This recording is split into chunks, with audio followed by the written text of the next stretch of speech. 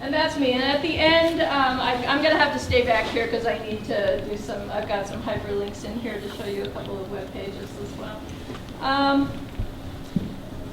All right. There are a couple of websites that I'm highlighting today, one of which I am heavily involved with, and that is this one. This is a consortium of a group of us from many of the western states, and Brett Hess is involved with this as well. And we have put together a site that is located actually on the UW servers, and it's called Native Plants for the Intermountain West.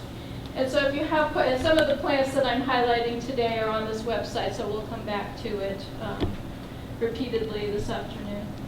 But that's the website that Brett, hang on. The difference between a Mac and a PC is like day and night, and I'm a Mac user. There we go. Okay, the other one, and that's the URL for it, yoextension.org/Western Native Plants. It's fairly easy. The other one that I'm involved with, or I'm not really involved with, but I utilize quite a bit, is this plants.usda.gov. And this one highlights quite a number of native plants throughout the United States and Canada. It does not exclusively include just the Rocky Mountain states or just Wyoming. And it's got quite the nice search engine in it, so you can actually search by scientific name if you happen to know it, or by common name if that's how you would rather choose to search. So that's just plants.usda.gov. And we'll come back to that one as well. All right. All right, in landscaping in general, there are basically 5 different categories of plant material that we utilize, and every landscape should include some of these. What's the one of these that most people have the hardest time that gets ignored?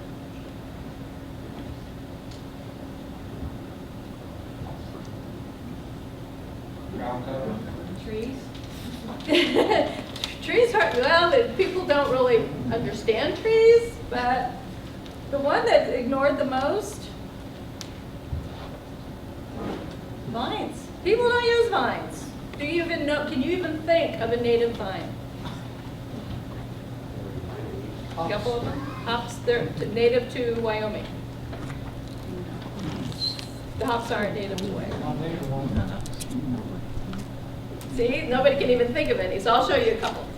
So anyway, but the vines are the category that frequently gets left out in most landscaping. Ground covers, what do we normally think of as a ground cover? Grass, yeah, that's the basic common one. And there are some other, and Scott actually mentioned a couple of other ones that you can utilize. Casey and I did go over and check out those turf plots out at Wyoming this morning. And you can definitely see that yarrow, and I have seen this before, using yarrow as a ground cover, and then just mowing it like you would with regular old lawn. And he's right, it's very soft, and actually looks pretty cool. So that's another possibility. Yeah, there you go. We're giving Brett ideas here. Oh, and by the way, that's my yard. Is anything native there? Columbine, yeah, absolutely. Both my husband and I are horticulturists, and so our yard is an entire big experiment. So, all right, I'm going to talk about some plants today that are not normally talked about when we talk about natives, because there is this mindset that native equals drought tolerant. Native equals dry land. But is that true? Absolutely not. We have a plethora of plants out there that are riparian or even aquatic that get overlooked. Yes, most of us do have areas in our yards that get very little water, but most of us also have areas that stay relatively wet and moist. And some of us actually might even live near a lake or a stream or a pond, or do pond gardening or something like that. And this is one of the plants that you could utilize, a river birch. This is a native. It can be a small tree or a large bush depending on how it's cultivated and pruned. And you can find information about the native birch on the Native Plants for the Intermountain West website. And see if I can remember how to scroll up and down on these things. There we go. And this is Betula occidentalis in the landscape. So if you click to this, it will tell you some of the requirements of this particular plant, where it should be planted, where it's hardy to, which is basically Wyoming and most of the Rocky Mountain states. It also shows you some photos of the plant itself, any maintenance requirements, insect, other problems. The western river birch is, we were talking earlier about bronze birch borders, which are enemies of pretty much any birch that you might find except this one. It doesn't seem to like the river birch very well. There are other issues with birches, mostly our dry air, which can actually cause some dieback during the winter. And so you'll see a lot of them kind of die back from the top down. There'll be bare branches with no foliage on them, and that's because of winter desiccation typically. But these guys prefer, as you might guess by the name, there we go, to be near water. So these are not drought-tolerant plants, but they are certainly native, and they might have a place in a landscape that you know of. So there's one to consider.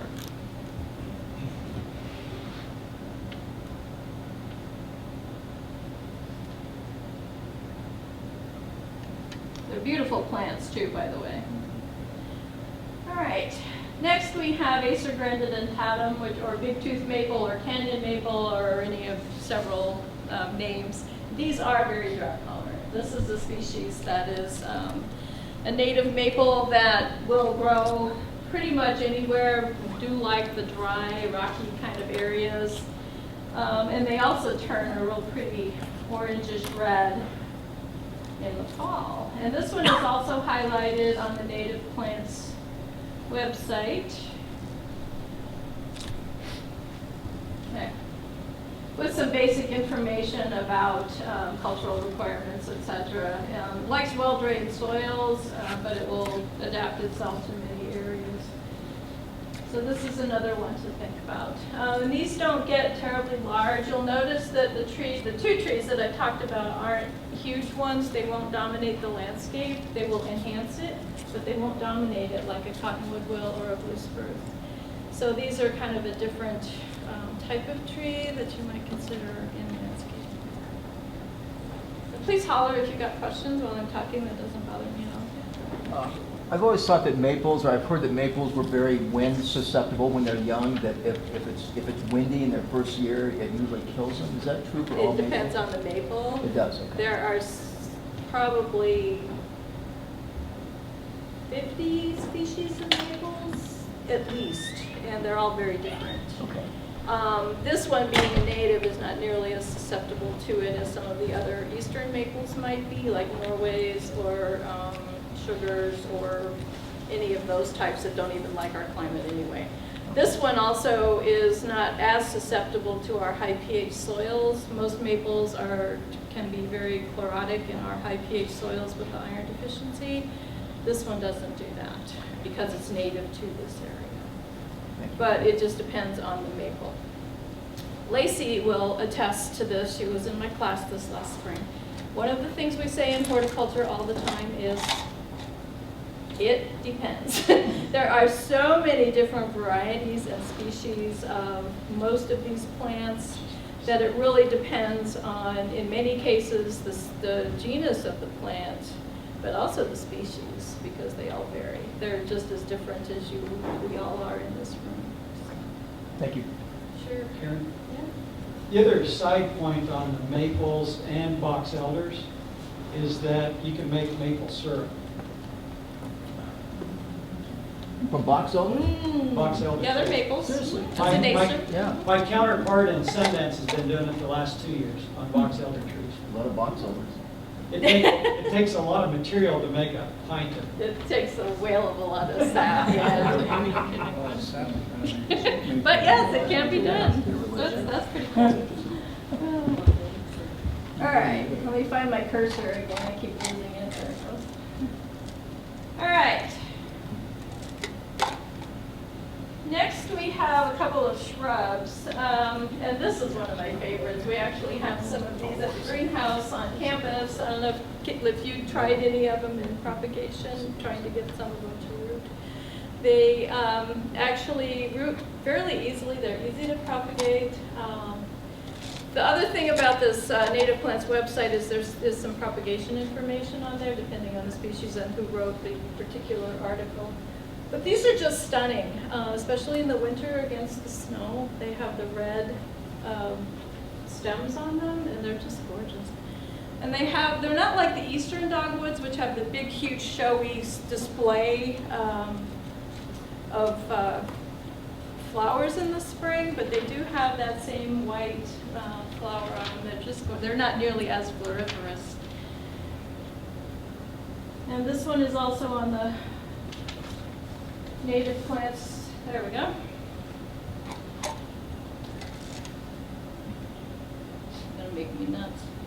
There we go. With some just basic information on where it will grow. They do generally require a little bit, they are another type of a riparian species, which means that they do like more moist soil. So these guys are not terribly drought tolerant. So I wouldn't plant them anywhere that irrigation wasn't going to be taken care of all the time.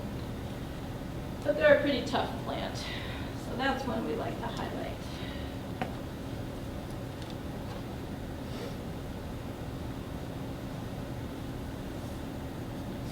All right, this next one, and I don't think that's one I brought here. No.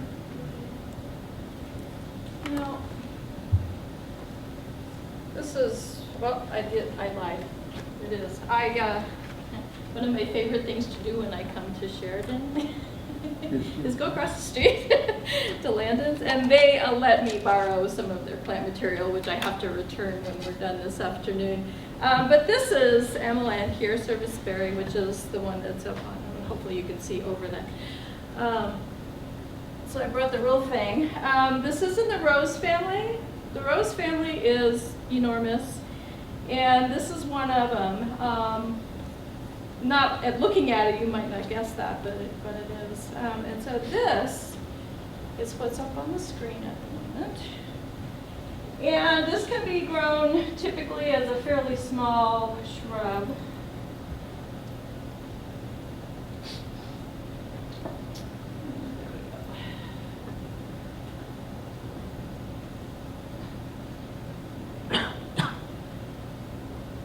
And it's got the purplish berries on it in the fall. And this is another, you can kind of tell in this picture here.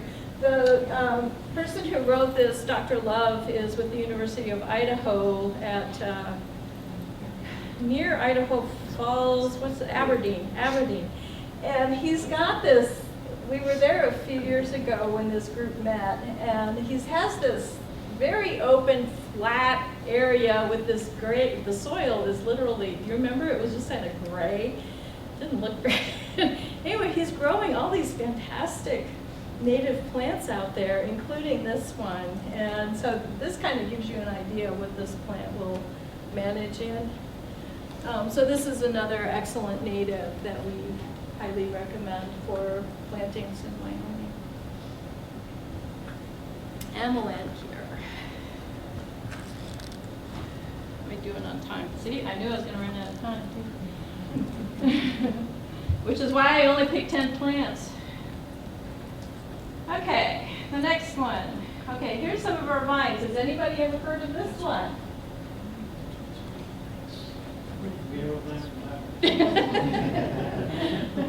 This is a native grape. We actually have a native grape, and it is a vine, and it is riparian, however, you can kind of tell by the name.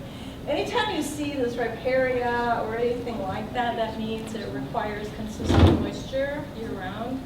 And so you will find these during, typically along streams that have water in them all year long.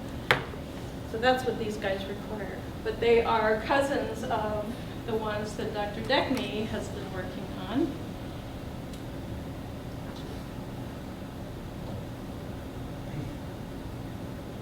And this one is not in the Native Plants for the Intermountain West website, but it is on the USDA site. And you can actually find out some information about it coming to this site. Just type in over here in the search window, just type in riverbank grape or Vitis riparia, either one, and it will come to this page. And then it will tell you where it's native, where you can find it.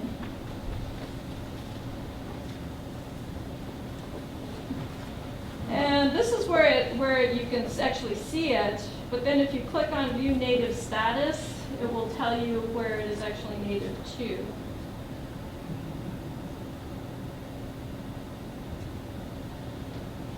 There. And sure enough, there's Wyoming on the list. So this is kind of a nifty site. And I have kind of a follow-up question. Oh, there's the critter right there. Cool. Sweet. Yeah. Nice. Yes, and there are even grapes on this thing, so thank you. Cool. So this is actually one of our native vines, which also has the benefit of producing the fruit. So there you go, your native riverbank grape. Thank you for getting that. That's great. I didn't think to ask you beforehand.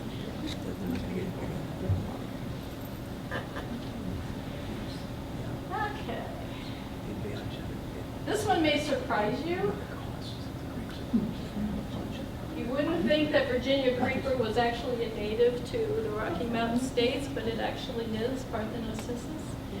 It can take over, and many of us have seen instances where it has just mushroomed and exploded in yards, and it can be a little difficult to keep under control. But Parthenocissus is actually a native to the Rockies in this region. It does produce the pretty foliage in the fall. The Incerta doesn't produce the clingy little vacuums that hold it to the like walls or bricks or mortar. Don't plant these things, especially the Quinquefolia, anywhere near a brick wall because it'll degrade the mortar in between. And that's one thing we suggest. You know, we always think of the East Coast and the Ivy League and the ivy-covered walls. Actually, that's a really bad thing because the ivy is just annihilating the mortar in between all the bricks of those buildings. But Incerta doesn't do quite as much damage. But this is a native, and it's a very vigorous growing vine that Is this the one that'll choke out trees? it will, yeah, if you're not careful. Yeah, and this one is also on the USDA website, so you can find out a little more information about it that way.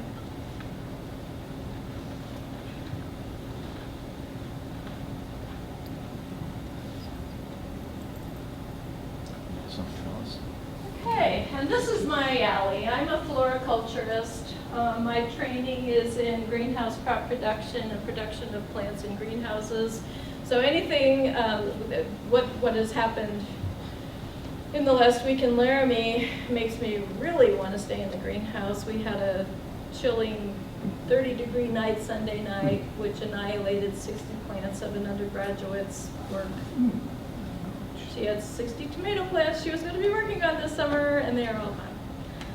So that's why I like greenhouses. And high tunnels too. Casey's doing some work in both greenhouse and high tunnel. I could not escape without mentioning penstemon. You can't go wrong with penstemon. There are numerous species out there that are native to the Rocky Mountain West. They're beautiful plants. They come in sizes from about 2 inches to about 3 feet, depending on the species. Most of them are very adaptable to a number of different environments. And this is one that you'll find several, and I didn't pick out a particular species because On this website, there are a number of them listed. We have a bunch of penstemon fanatics in this group, and so we have no lack of penstemon information. The pin leaf is one of the smallest ones. Pine leaf, I mean, down here. Probably the most common one that people are familiar with is the Barbados. But this is just a smattering of them. I have a book at home that's probably 300 pages only of penstemon. That's all that's in the book. So this is a species you just can't go wrong with in the native garden.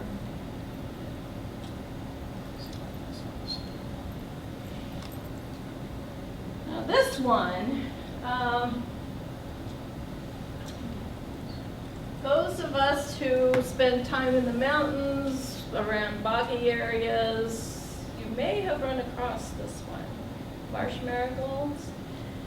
They do like boggy, very wet conditions, so they're great for pond gardening, or if you do happen to have an area that stays pretty wet and moist. But this is what, they're just beautiful, absolutely beautiful. There's a white version as well, and I'll show you pictures of them in a minute. But Pelastris is this yellow one, and then the white one is Leptocephala. I'll show you a picture of each of them.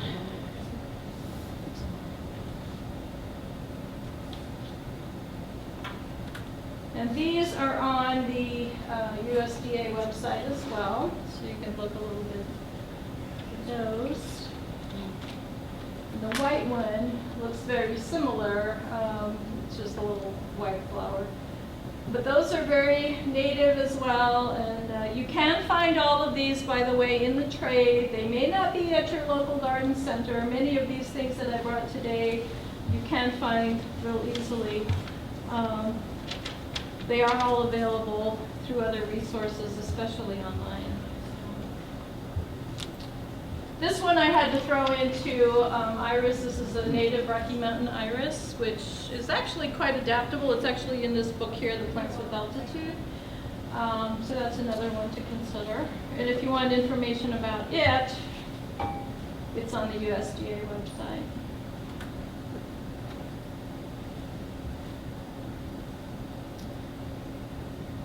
And then the last two I wanted to highlight were just a couple of the native grasses. No, Kentucky blue is not native to the Rocky Mountain West, but its profile, it's a cool season grass, and it actually works very well here. It loves our climate because we have cool nights. It's well adapted to us, and I think bluegrass has actually gotten kind of a bad rap because it's actually quite adaptable depending on the variety that you plant. But this one is buffalo, and we do not recommend it anywhere above about 6,500. It will not grow in Laramie. You can seed it, it will germinate, and it will sit. It will survive, but it won't thrive. So, and that one is also available on the USDA list. There's lots of information online about buffalo grass, and the reason I put the Bouteloua in there is I've seen it a couple of different Latin names, and so you may see it listed differently depending. And the last one is a favorite of mine, blue grama. And I won't go to that website page, but that's another one that is a native, does very well. It's a warm season grass, but it does not provide it in sod like you might see with Kentucky blue. I had these questions for you, but we don't have time to go through them, so I will simply leave you with that.